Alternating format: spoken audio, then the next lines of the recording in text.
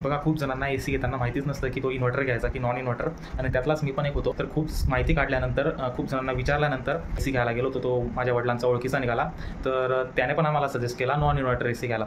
तर फायनली आम्ही non inverter AC घेतला. तर हा मी घेतला लॉयडचा 1.5 टन नॉन इन्व्हर्टर. प्रत्येकाचं जे रिक्वायरमेंट असते ती थोडी वेगवेगळी असते, तर त्या हिशोबाने आपल्याला एसी घ्यायचा असतो.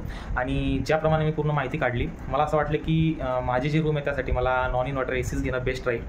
तर आता माझ्या एसीला लगभग 1 वर्ष आले आणि मी फुल्ली सॅटिस्फाईड आहे माझ्या एसीवर. पण तरीसुद्धा काही गोष्टी तुम्हाला माहिती असणं जरुरी आहे नॉन इन्व्हर्टरबद्दल, जे मी तुम्हाला आता सांगणार आहे. नॉन इन्व्हर्टर एसीमध्ये तुम्हाला हे माहिती आहे की आपलं ते आउटडोर युनिट जे असतं ते फुल स्पीडवर चालतं. बिल हे थोडं जास्त येणार आहे, एवढा फरक नाही पडत. पण जर तुम्ही हेवी युजर असाल, म्हणजे तुमचं दिवसभरातून 12 ते 14 तास 15 तास जर एसी यूज होत असेल, तर तुम्ही इन्व्हर्टरच घेतलेला चांगला. कारण माझं हे बिल कधी कधी 4-5 हजाराच्या वर पण निघून जातं, तर थोडी तकलीफ होते.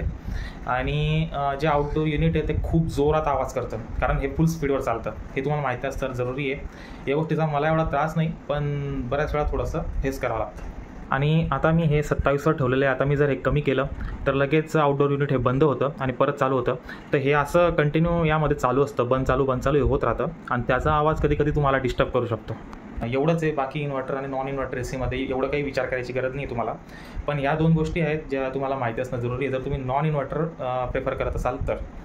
बाकी तुमची मर्जी, तुम्हाला इन्व्हर्टर घ्यायचा का नॉन इन्व्हर्टर. माझ्या हिशोबाने मला नॉन इन्व्हर्टर चांगला वाटला, कारण ओव्हरऑल जर तुम्ही विचार कराल तर नॉन इन्व्हर्टरच तुम्हाला परवडतं.